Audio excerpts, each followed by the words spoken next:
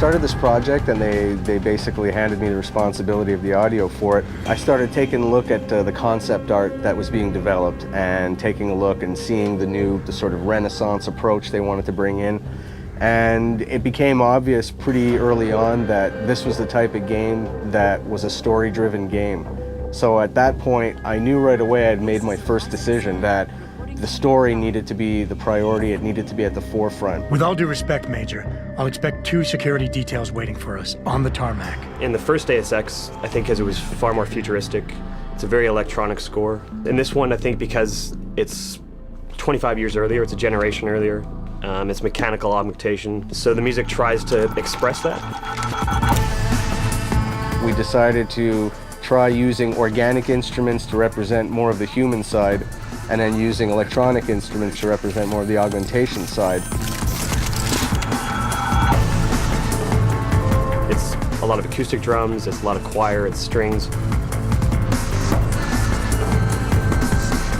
Because it's interactive, the music has to shift depending on what the player is doing. Especially in Deus Ex, where the player can play it stealth, or he can play it as an action game, or he can play it socially, the music has to be able to reflect all those different styles of gameplay. Combat is just insane. Making the weapon sounds is obviously the thing everybody gets excited about because it's a lot of fun to make things go boom. We worked with the weapons designer. We went through tons of different sounds, blending all kinds of different weapon sounds, tweaking it. We take real sounds, but we blend these sounds with other stuff. Like, it's not just like 3-4 sounds blended together. It's like probably 25 sounds all together. You have to feel the things like they're real, but in the same time, you like to get these things a little bit more than real. Hacking was a fun part to do because it's kind of its own little battlefield in itself. It's you against the mainframe. And when you're hacking something, I want it to feel somewhat cerebral, but I also wanted to have that tension of like, okay, I can't afford to get caught here. We had a lot of ideas on how to work the stealth side. We used distances to decide at what point we wanted to start hearing people. Someone's running. At what point did we want to start stressing the player out with the fact that they've got enemy guards approaching.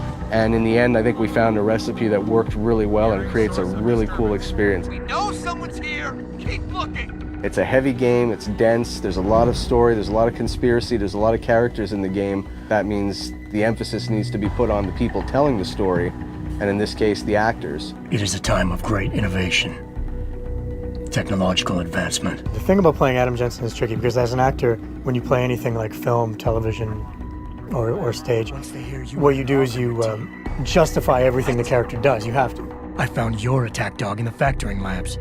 But with Jensen, I have to justify not only why he's doing one arc, but why he's doing hundreds of arcs. When I have the option to play as a good guy, to not kill anybody, to go through the game and knock people out and never get discovered, that's what I'll do. Because I feel like a good guy wouldn't go around killing everybody. If I kill somebody and I didn't mean to kill them, I'll go back to a previous save.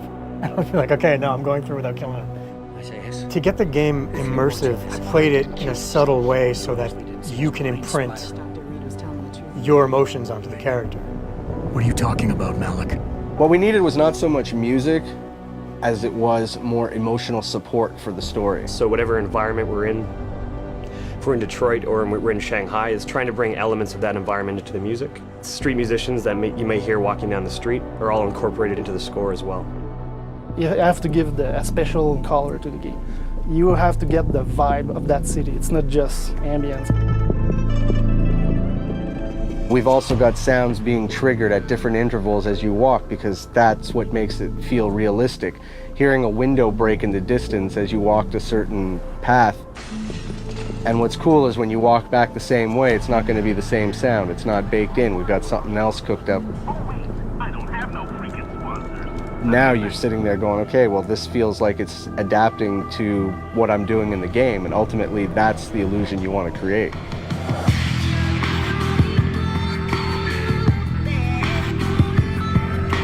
My philosophy on good sound design, I've often compared it to to trying to send somebody into a deep hypnotic state, and you're going down layers and levels of states, and the better it's done, the more your brain starts to release and give in and let you go into that sort of hypnotic state of playing the game.